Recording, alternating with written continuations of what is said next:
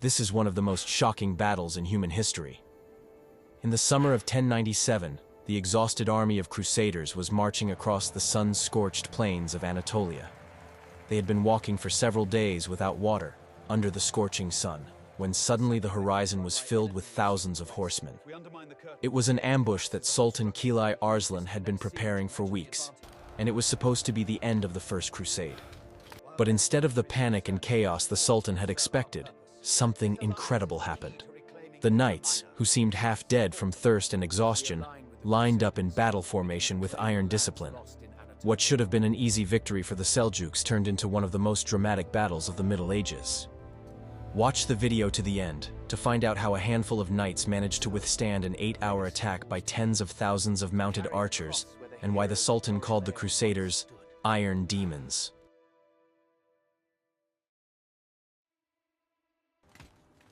Want to know why this battle changed the course of world history? After the capture of Nicaea, the Crusaders faced a harsh reality. Hundreds of kilometers of hostile territory lay ahead of them. In summer, the Anatolian plateau turned into a veritable oven, with temperatures reaching 40 degrees in the shade, which was simply non-existent. The army of nearly 100,000 people, including pilgrims and supply trains, stretched for many kilometers. The supply problem became critical on the third day of the march. The Byzantines, who had promised support, disappeared immediately after Nicaea, leaving the Crusaders alone with the merciless nature. The wells along the way were poisoned or filled in on the orders of the Sultan, the fields were burned, and the villages were abandoned by their inhabitants. Bohemond of Taranto, one of the leaders of the campaign, made the fateful decision to divide the army. He believed that 2 columns would be able to find water and provisions more easily than one huge mass. He and Robert of Normandy led the first column, while Godfrey of Bouillon and Raymond of Toulouse led the second.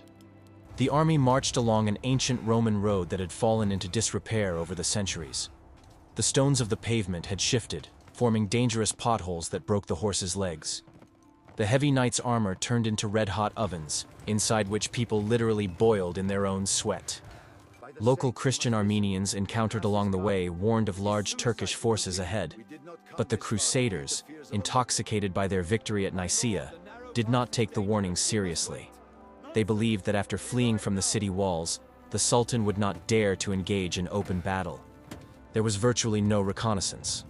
The light cavalry of the Crusaders could not compete with the Turkish horsemen in their native element. Detachments sent to search for water often did not return, falling victim to Turkish patrols. The army was moving almost blindly. By the end of June, the situation had become desperate. People were dying of heatstroke right on the march, and horses were dying by the dozens.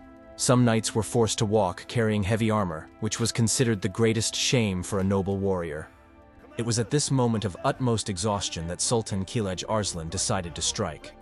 He assembled a huge army of Anatolian Turks, called on the Danakil, and even hired mercenaries from distant Persia.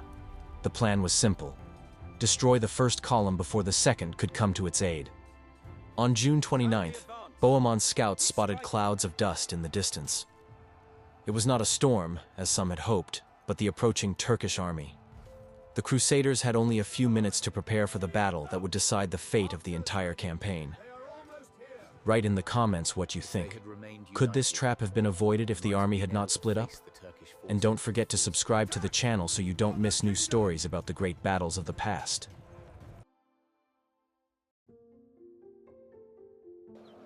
Now you will learn how one of the most brutal and intense battles of the Middle Ages began. At dawn on July 1st, 1097, the first pale light was just appearing over the Crusaders' camp. The humid air trembled with the breath of hundreds of fires burning out after the night. Tired warriors stretched, cleaned their weapons, repaired their harnesses, fed their horses. Everything went on as usual. No one suspected that in a few minutes, this familiar morning routine would turn into chaos. The sentries standing on the eastern hills were the first to notice the movement. Silhouettes of horsemen flashed through the thick fog. At first, they were mistaken for allies, perhaps the vanguard of Godfrey of Bouillon, but it soon became clear that they were enemies. Countless troops of light cavalry were approaching from the east, and their numbers were growing by the minute. The roar of trumpets, the cries of muezzins, and the clang of iron rolled across the plain. Sultan Kilij Arslan chose the moment to attack with almost surgical precision. The Crusaders had not yet had time to put on their armor. Many horses were unsaddled, and weapons lay in tents. At this vulnerable moment, the first blow fell on the camp of pilgrims. Women, children, priests, and old people accompanying the army. Arrows rained down, and within minutes, panic broke out. The Turkish army acted as it knew how, quickly, accurately, and ruthlessly. It was not a battle, but a hunt.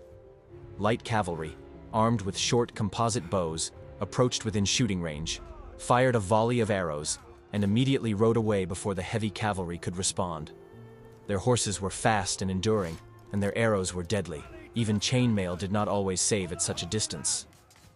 Bohemond of Taranto, one of the most experienced commanders of the Crusaders, instantly assessed the danger. He gave orders with cold determination.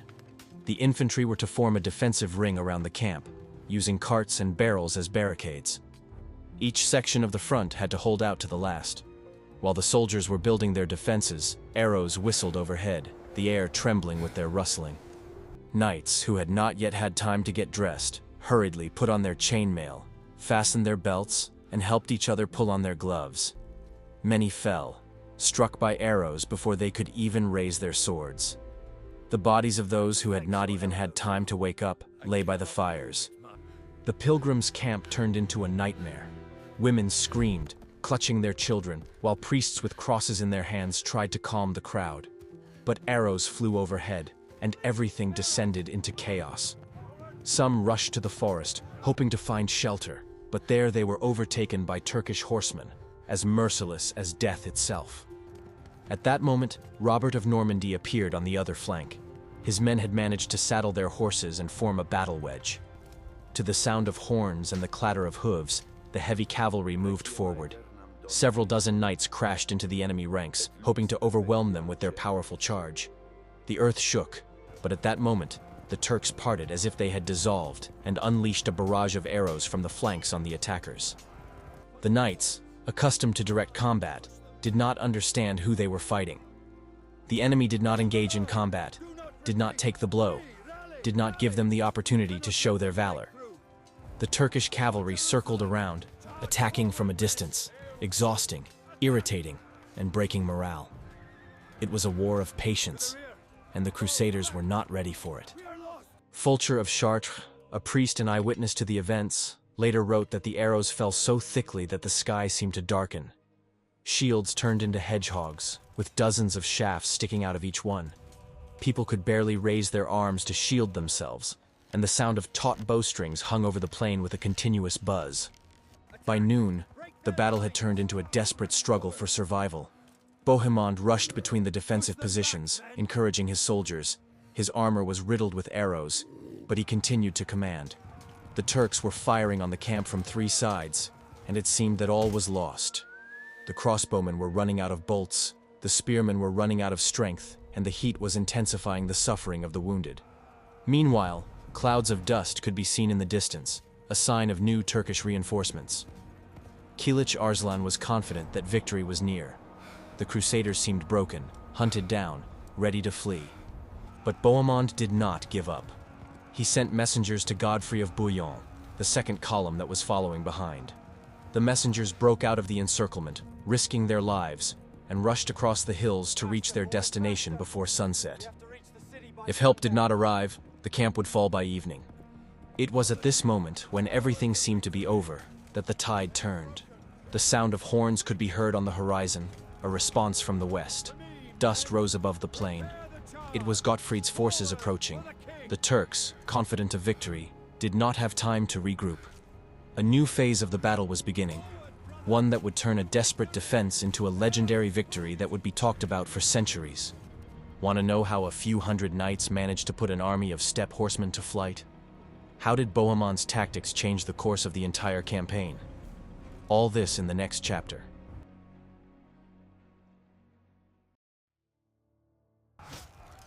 Now I will tell you about a military trick that is not written about in textbooks. Bohemond of Taranto used a tactic he had learned in the wars against the Byzantines in southern Italy. he ordered all the knights to saddle up and form a tight phalanx together with the infantry. This was unheard of, noble knights fighting on foot like ordinary soldiers.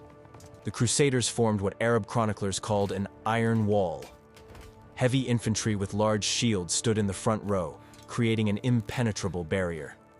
Behind them stood spearmen with a forest of spears, and in the third row were dismounted knights with two-handed swords, ready to repel any breakthrough. This formation slowly retreated to a small hill, where Bohemond set up an improvised command post. Priests and wounded soldiers took shelter in the center of the formation, praying incessantly and encouraging the warriors. Women carried water to the fighters, risking their lives under a hail of arrows. The Turks were baffled by this tactic. Their traditional methods, false retreats, flanking maneuvers, wearing down the enemy, did not work against the immovable wall of shields. The Sultan ordered his mounted archers to approach to a dangerous distance so that their arrows could pierce the shields. Casualties on both sides mounted, but the Crusaders held their ground. An anonymous chronicler who participated in the battle wrote that the ground around their formation was so thickly strewn with arrows that it was impossible to walk. Many warriors resembled porcupines with arrows sticking out of their armor, but they continued to fight.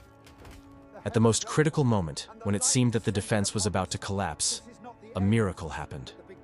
One of the priests claimed to have seen St. George on a white horse in the sky, leading a heavenly army to the aid of the Christians.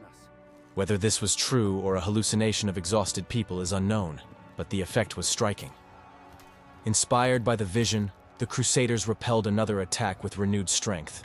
Their battle cry, Deus vult, God wills it, rang out across the battlefield. Even mortally wounded soldiers refused to leave the ranks, knowing that every man counted. Sultan Kilij Arslan was amazed by the steadfastness of the Franks. He had expected an easy victory over an exhausted army, but instead his warriors crashed against the iron discipline of the Crusaders like waves against a rock. The Turkish emirs began to grumble that the Franks were enchanted or that their armor was impenetrable to arrows. By midday, both armies were exhausted. The July sun beat down mercilessly, turning the battlefield into a veritable hell. The Turkish horses, unaccustomed to such a long ride in the heat, began to fall from exhaustion. But the Crusaders were also at their limit. Many had run out of water, and the number of wounded was growing. And then the first units of the second column of Crusaders appeared on the horizon. Godfrey of Bouillon and his knights rushed to the rescue, raising clouds of dust. The battle entered a new, decisive phase.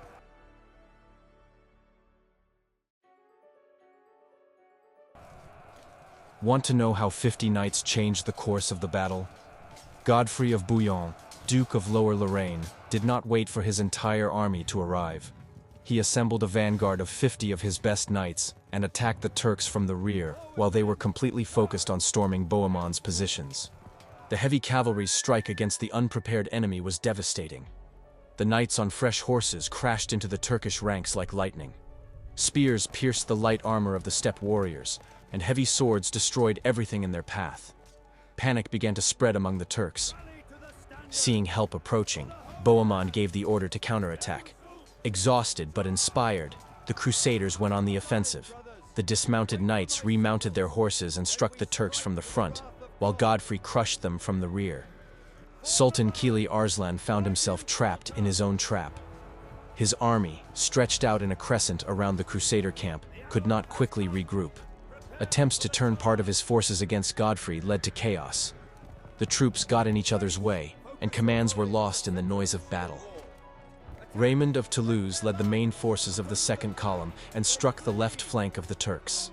His Provençal knights, eager to distinguish themselves, attacked with such ferocity that the Turkish flank began to crumble. The battle turned into a chaotic melee, where the numerical superiority of the Turks no longer played a decisive role. Adhemar de Montel, the papal legate, personally led the attack of a detachment of priests and squires. Even the clergy took up arms at this critical moment. The sight of the bishop in shining armor, wielding a warhammer, inspired the ordinary soldiers to feats of valor. The turning point came when one of the main Turkish emirs fell. His detachment, having lost its leader, began to retreat, dragging neighboring units with it. The Sultan desperately tried to restore order, but it was too late. panic had gripped the entire Turkish army. The Crusaders pursued the fleeing Turks for several kilometers. The battlefield was littered with abandoned weapons, bows, and quivers of arrows. Many Turks, in order to save their lives, even threw away their saddles to lighten their horses. The victory was complete and crushing. But the most surprising thing was what happened after the battle. The Crusaders captured the Sultan's camp with huge supplies of food, and more importantly, water. The thirsty warriors were finally able to drink their fill, and many wept with relief, thanking God for their miraculous salvation. Do you think the Crusaders could have won without the arrival of the second column? Write your opinion in the comments.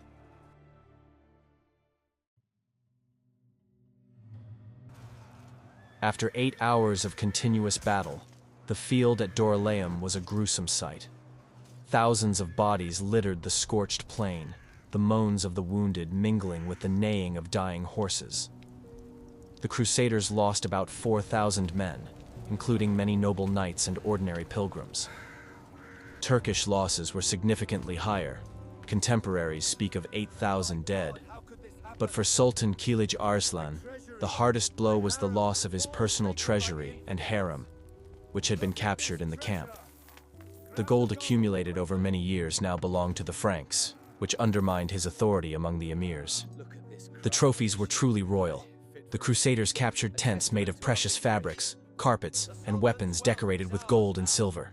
But the most valuable were the food supplies: grain, dried meat, dates, and, most importantly, thousands of water skins that saved the army from death in the desert.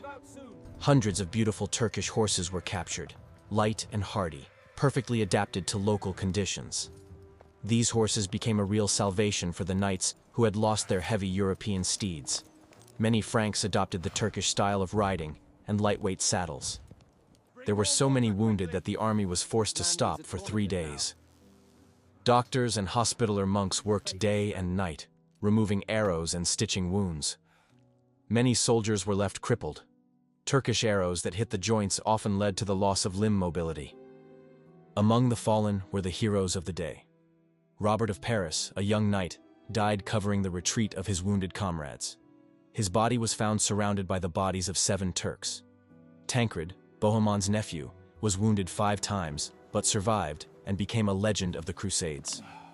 There were few Turkish prisoners.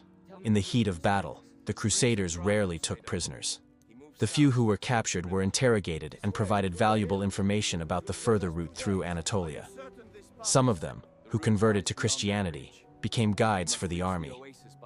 The psychological effect of the victory was enormous. The Crusaders believed that God was truly on their side, that their mission was sacred. This belief helped them overcome all subsequent trials on their way to the Holy Land. Dorylaeum became a symbol of divine protection. But the most important result was that the route through Asia Minor was now open. Sultan Kilij Arslan, shaken by the defeat, did not dare to attack the Crusaders openly again. Local emirs preferred to pay tribute or let the Franks pass through their lands rather than risk battle.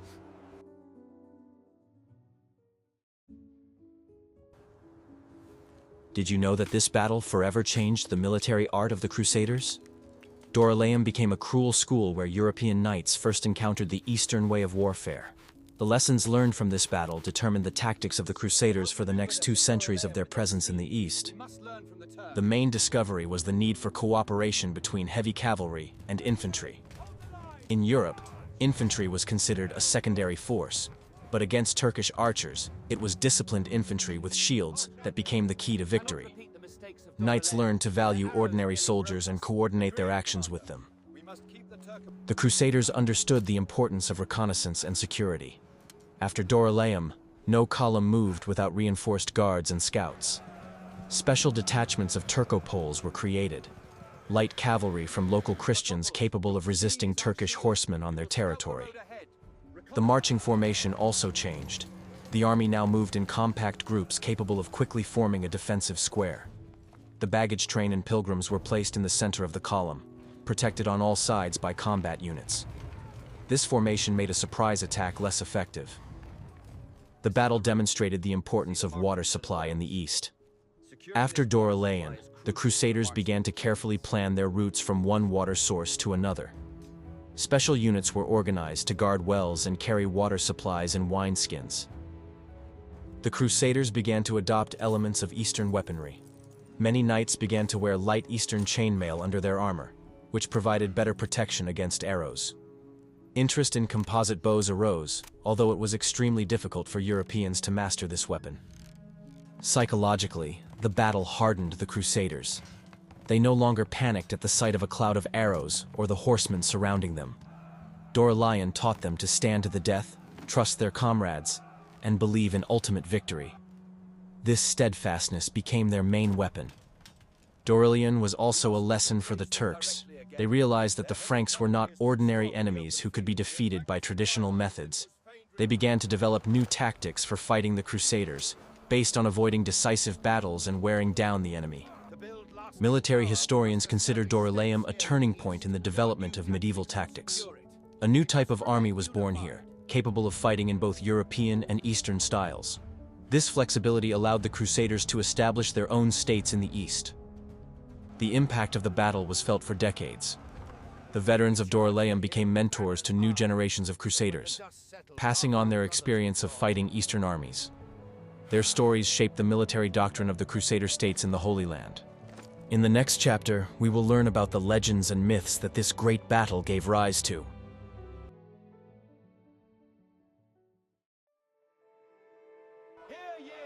After Dorylaeum, incredible stories about miracles that occurred during the battle spread throughout Europe.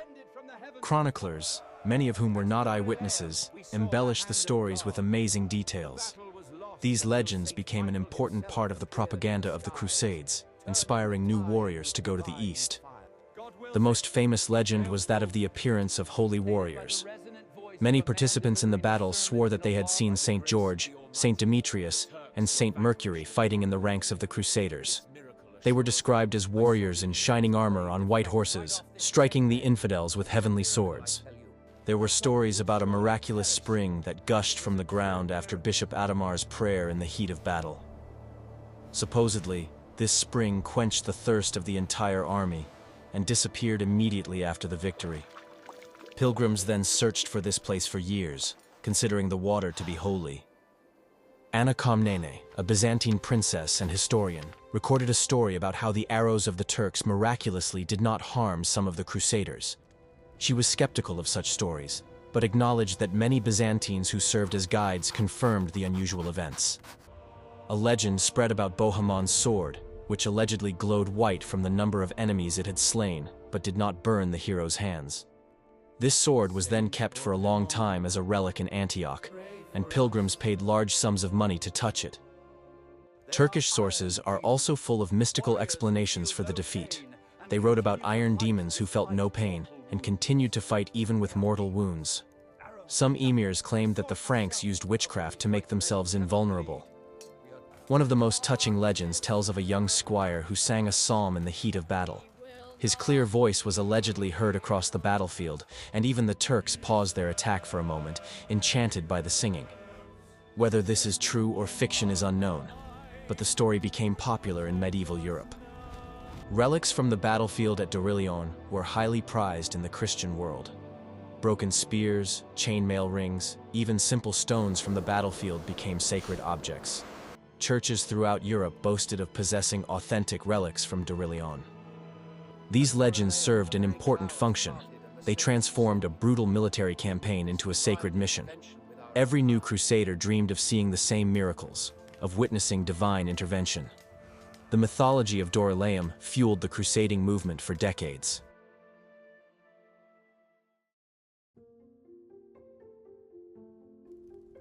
After the defeat at Dorylaeum, Sultan Kilij Arslan I found himself in a catastrophic situation. He lost not only his army and treasury, but also his reputation as the invincible ruler of Anatolia. Many emirs who had previously obeyed him unquestioningly now openly doubted his ability to resist the Franks. The Sultan fled to his capital, Konya, haunted by nightmares of iron warriors who did not fall under a hail of arrows. His court chroniclers would later write that he was unable to speak for 3 days, so shaken was he by what he had seen. The strength and discipline of the Crusaders completely destroyed his ideas about the Western barbarians. The scorched earth strategy, which was supposed to destroy the Crusaders, backfired on the Sultan himself. The ravaged regions could not feed his own troops, and attempts to raise a new army were thwarted by the emir's unwillingness to risk their forces. Many preferred to conclude separate agreements with the approaching Franks. Danishmend, a longtime rival of Kilij Arslan, took advantage of his weakness and captured several important fortresses in eastern Anatolia. The Sultan found himself between the hammer of the Crusaders and the anvil of internal enemies. His empire, which had seemed so powerful, began to crumble before his eyes. Meanwhile, the Crusaders advanced unhindered through Anatolia. Cities and fortresses surrendered without a fight, their rulers preferring to buy their freedom with gold and provisions rather than repeat the fate of the Sultan's army. The road to Antioch was open, and no one dared to stand in the way of the Iron Demons. Kilij Arslan tried to form an alliance with the Fatimids of Egypt against their common enemy, but they refused, seeing in the Crusaders an opportunity to weaken their Seljuk rivals. The Sultan was left alone, watching his empire melt away like snow under the spring sun. The psychological blow was so severe that the Sultan never again dared to engage in open battle with the Crusaders. For the rest of his life, he fought only defensive wars, trying to preserve at least part of his possessions. Dorylaeum broke not only his army, but also his spirit. The irony of fate was that the defeat at Dorylaeum paradoxically saved the Sultan from complete destruction. The Crusaders, focused on reaching Jerusalem, did not pursue their defeated enemy, allowing him to retain power in central Anatolia. Years later, on his deathbed, Kilij Arslan advised his sons never to underestimate the Franks and to learn the art of war from them. He recognized that at Dorylaeum he had faced not just an army, but a new military force that would change the entire Middle East.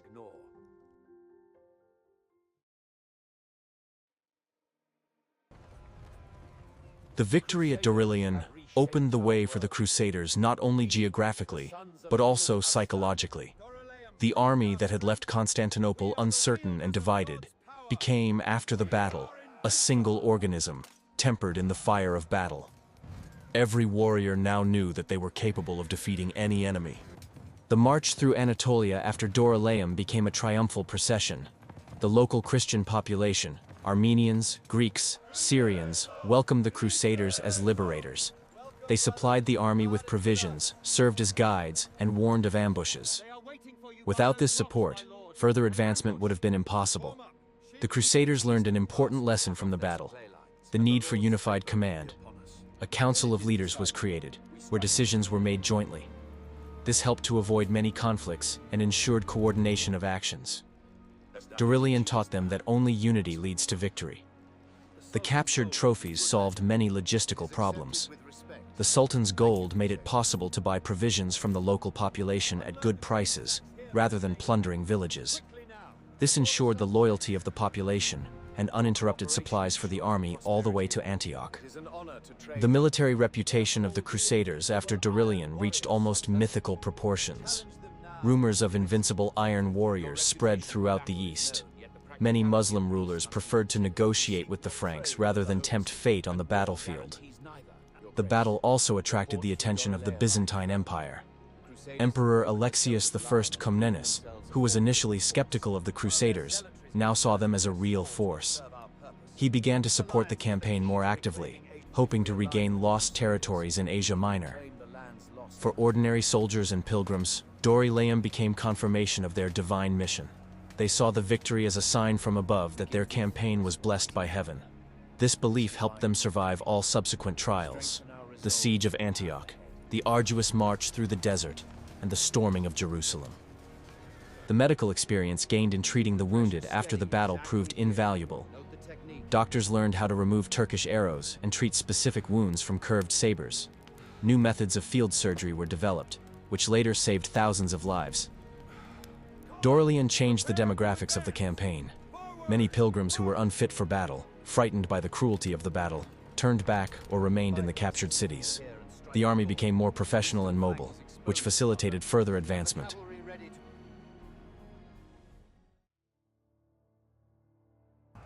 The Battle of Dorylaeum was one of the defining moments not only of the First Crusade, but of the entire Crusader era. It proved that Western European military art was capable of adapting and winning in completely unfamiliar conditions. This experience formed the basis for the Crusaders' two-century presence in the Middle East. Military historians consider Dorylaeum to be the birthplace of combined tactics, which united European and Eastern elements of warfare. The interaction of heavy cavalry, disciplined infantry, and light auxiliary troops became a model for subsequent Crusader armies. These principles were applied until the Battle of Hattin in 1187. For the Muslim world, Dorylaeum was a wake-up call. The defeat of the Turkish cavalry, which had been considered invincible, demonstrated the need for new approaches to warfare against the Franks. A military evolution began, which, after several generations, led to the emergence of commanders such as Nur ad-Din and Saladin. The battle had a huge impact on European military art. Knights returning from the East brought back new knowledge about fortification, siege techniques, and supply organization. Many elements of Eastern military science were adapted and applied in European wars. The cultural influence of Dorylaeum is difficult to overestimate. The battle entered epic poems and chivalric novels, becoming a symbol of Christian valor. The images of the heroes of Dorylaeum, Bohemond, Godfrey, Tancred, inspired generations of European aristocrats to military exploits. Dorylaeum changed the geopolitical map of the Middle East. The weakening of the Seljuks after their defeat allowed the Crusaders to establish their own states in Edessa, Antioch, and Jerusalem. These Latin kingdoms lasted for almost 2 centuries, becoming a bridge between East and West. The economic consequences were no less significant. The Crusaders' establishment of control over the trade routes through Anatolia revived trade between Europe and Asia. The Italian maritime republics, Venice, Genoa, Pisa, reaped huge profits from this trade. The battle contributed to technological exchange between civilizations. The Crusaders became acquainted with Greek fire, improved siege engines, and new methods of steel processing. This knowledge later revolutionized European military affairs. Dorylaeum remains in historical memory as an example of how willpower, discipline, and mutual assistance can overcome the numerical superiority of the enemy. This battle proved that in war, it is not the one with more soldiers who wins, but the one who makes better use of their forces and knows how to learn from the enemy.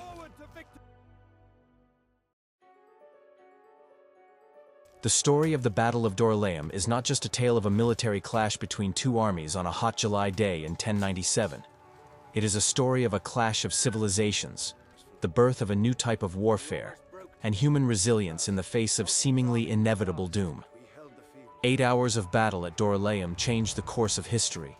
If the Crusaders had been defeated, the First Crusade would have ended before it began. There would have been no Latin states in the East, and the cultural exchange that enriched European civilization with the knowledge of antiquity and the East would not have taken place. Do you think the course of world history would have changed if Sultan Kilij Arslan had won at Dorylaeum? Write your opinion in the comments. And don't forget to subscribe to the channel so you don't miss new stories about the great battles that determined the fate of humanity.